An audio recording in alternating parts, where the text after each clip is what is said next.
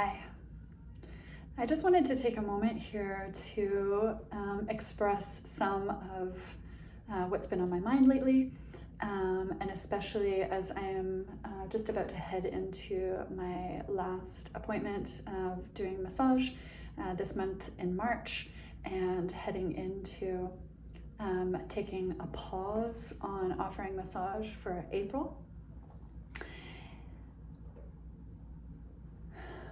So I just want to clarify that it may seem like I am removing some services and support, when in reality I am doing it from the place of feeling like I actually want to support you even more.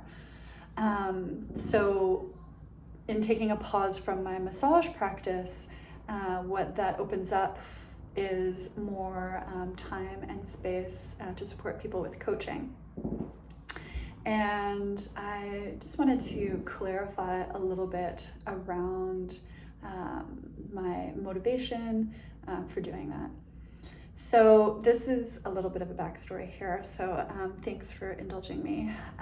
Some of you may know this already, but just in case you don't, as I was growing up, I had a bunch of challenges that I was working through, as all of us do, and I was going to see a counselor for years, and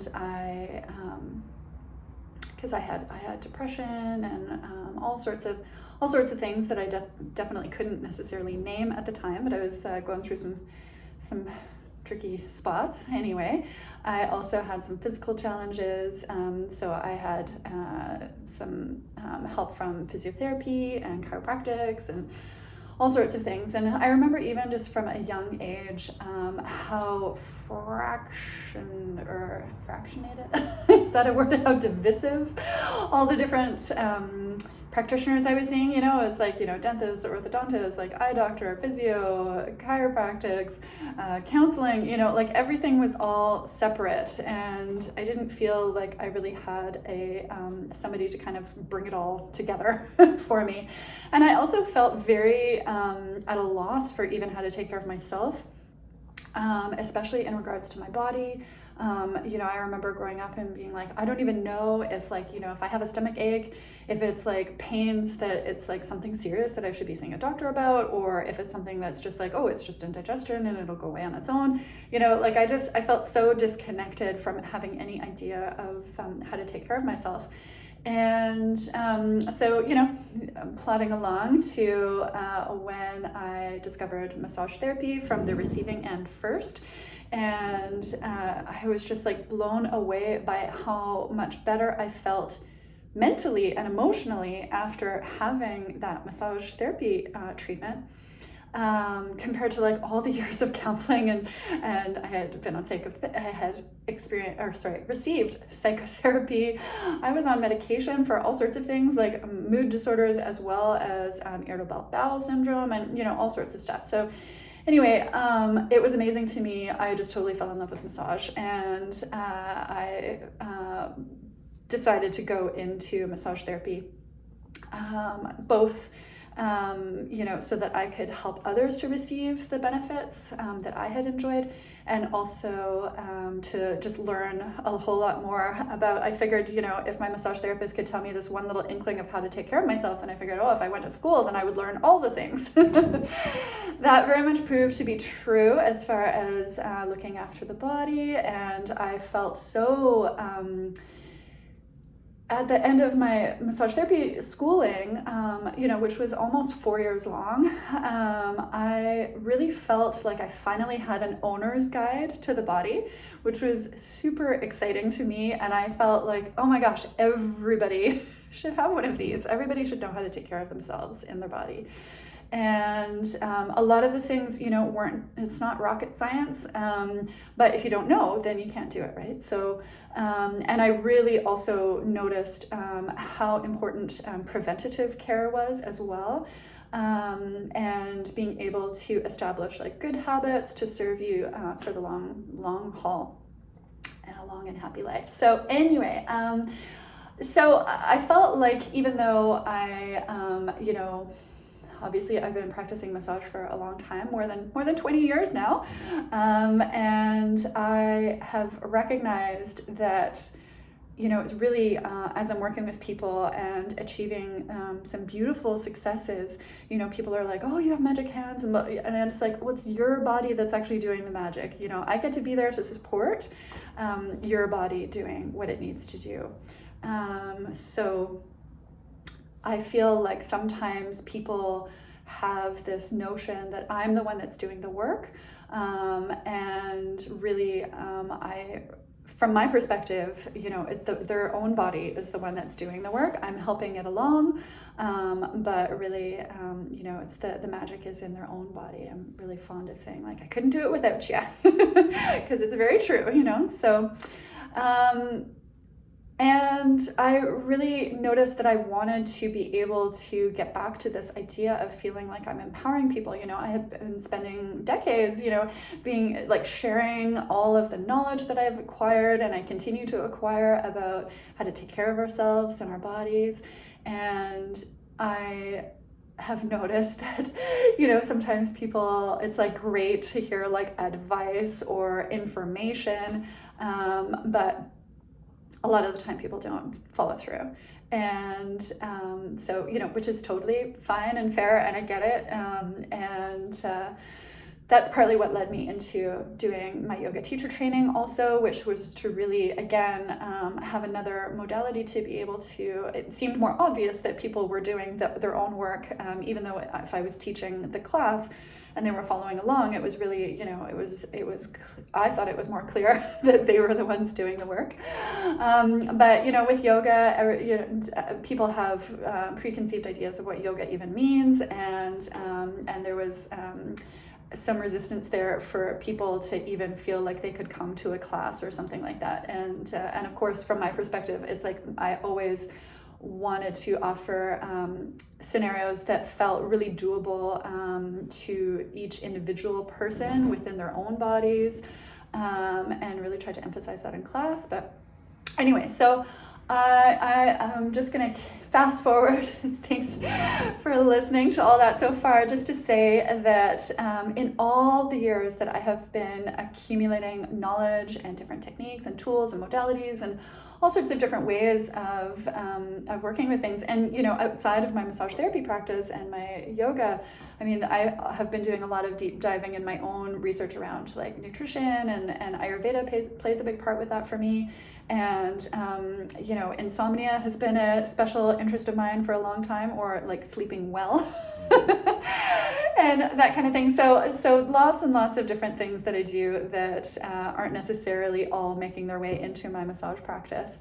And it honestly wasn't until I found coaching that it felt like I was able to really have all the pieces come together, and really experience that from the receiving end for myself, that I had, I was trying all these different things, and for sure I was having some successes with some things, but it felt like I still was kind of searching and still trying to find like something to kind of have it all kind of click together.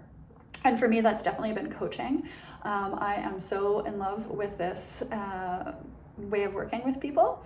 And compared to all the years that I experienced with counseling and psychotherapy and things like that, and I don't mean to discount any forms of therapy, because of course, like, I definitely know different strokes for different folks, for sure, and I'm super grateful that there are so many different options for people out there. What I love about coaching is that it's really, I feel like I finally found the modality that is more obvious that it's about empowering the person on the receiving end.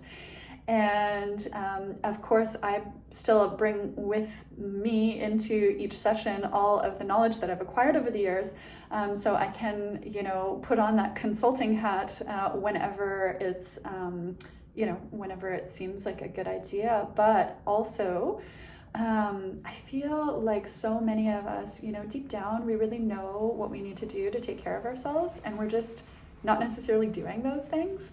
And I feel like coaching is a beautiful container of support for being able to help people to stay a bit more accountable to taking care of themselves, and also even to gain clarity about what that even means, and to be able to break it down into really small, manageable, achievable goals, and taking time to like celebrate all the steps along the way. And I'm so excited about it. I'm so in love with it, and I so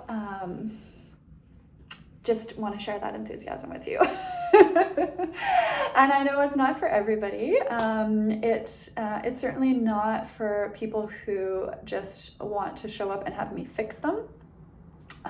Because while I do have the ability to offer my opinion or advice or whatever as a consultant, my job as a coach is to really help remind you of your own brilliance, and also the modality of, the specific style of coaching that I have done my training in, the body-mind method. Really builds upon my decades of experience with massage therapy and working with people's bodies, and helping to uncover the messages within the body, and give the body a voice.